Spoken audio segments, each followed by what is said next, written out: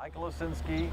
I own the Widow's Hole Oyster Farm in Greenport. I'm also recently elected the president of the Long Island Oyster Growers Association. Well, we've been doing it about 15 years now, 14 years. I had a software company that I sold in Manhattan in 2000. This was a summer house. I knew this village was the oyster capital of New York, and no one was growing oysters. I was retired. I'd gotten a buyout. We had some dollars, nothing to do. I had 2 kids, and I thought, I'll do something different. You often hear out here in the East End that, we're now definitely a summer resort area. 50% of the homes, even in Greenport, are summer homes.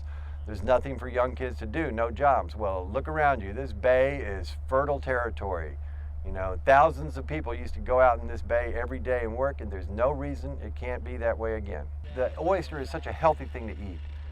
Right now it's an appetizer on expensive restaurants or in oyster bars. But if you can ever get the consumption back in the home, if people stopped eating all that cheap, unhealthy beef and started eating healthy oyster meat, the demand would surge. You'd have, by a factor of 10. Because 100 years ago, people ate more oyster meat than beef on the East Coast of the United States, and they could do it again.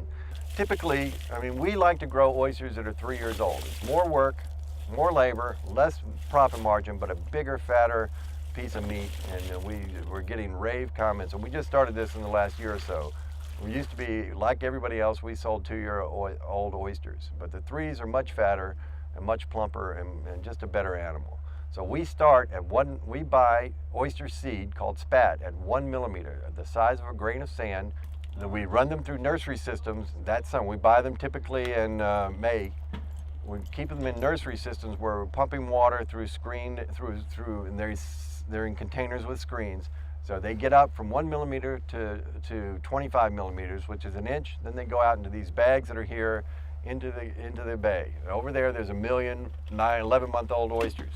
We then bring them up, we'll sort them with machinery we have here, putting them in oyster baskets that'll be rigged, that'll float on the surface, or not float, but they're attached to cables, or they'll go back into cages. Then they're constantly being, from that point on, cleaned and sorted. When they get the biggest, fastest growing 2s, we can sell a little bit early, but typically we like to let them grow to 3s.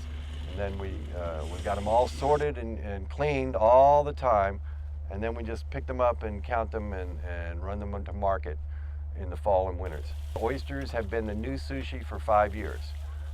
I see hipsters eating in Brooklyn eating oysters for breakfast. That means to me that the demand is picking up, and we want to get them, into the home. So people start eating. And my second largest client now is a lobster place in Chelsea Market, and that's all retail. They're selling retail and people are taking them home and eating them, which is something I did not think I would see so soon, but it's happening. I want young men and women to get out here, strap on some Grundens, get out of high school, get out of college, and put your Grundens on and make some money and enjoy life and work on the bay.